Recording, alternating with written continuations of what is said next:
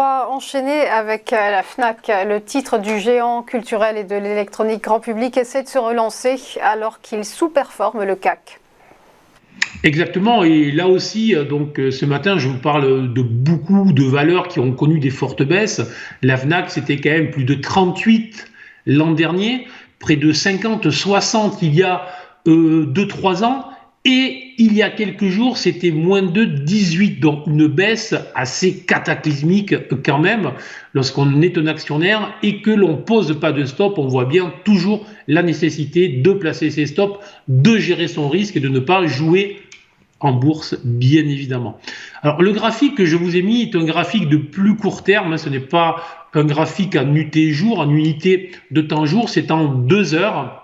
Et en 2 heures, là où c'est intéressant, c'est que la Fnac a été clairement descendue, c'est le seul terme que l'on peut prononcer, à la fin octobre, suite à des résultats et des annonces. Vraiment, il y a eu une ouverture baissière et une vente quasi panique, puisqu'elle est passée de 20 à sous 18 très rapidement. Et là, on a eu une réaction très intéressante.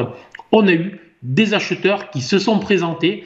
Et donc, entre fin octobre et mi-novembre, on est passé de moins de 18 à près de 25 € ce matin. Autrement dit, un rebond de près de 30% en 3 semaines.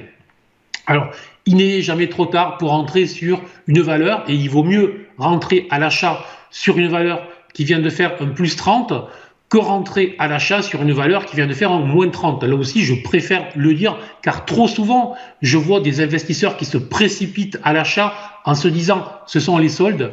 Une valeur qui vient de perdre 30% est une valeur dont les investisseurs ne veulent plus. Voilà. Donc, ceci étant dit, la valeur vient de dessiner enfin un rebond significatif après plusieurs trimestres de baisse très lourde. Attention, ça pourrait n'être qu'un rebond de court terme ou de moyen terme, mais très clairement, c'est un rebond. Ça continue à pousser et ça surperforme désormais le CAC depuis plusieurs journées. Ça aussi, c'est un point très intéressant lorsqu'on cherche à acheter une action. Et là, en fait, la valeur, en s'affranchissant du niveau des 24 €, est en train de s'offrir potentiellement un retour sur les 29,50 €, 30 €. Là aussi, un horizon de temps qu'on pourrait situer à 2 ou 3 mois. Donc encore, malgré le rebond de près de 30% en 3 semaines, encore un upside, un potentiel haussier autour d'une vingtaine de pourcents dans les 2-3 mois. Donc positif sur le titre, là le mouvement est déjà en cours. L'invalidation, pour moi très clair, ne plus revenir sous les 22,50 € qui sera la première alerte. Après, on pourrait éventuellement casser un peu la dynamique, elle est un petit peu plus bas, mais là, ça reporterait l'objectif haussier non plus à 2-3 mois, mais plutôt à 6-7 mois.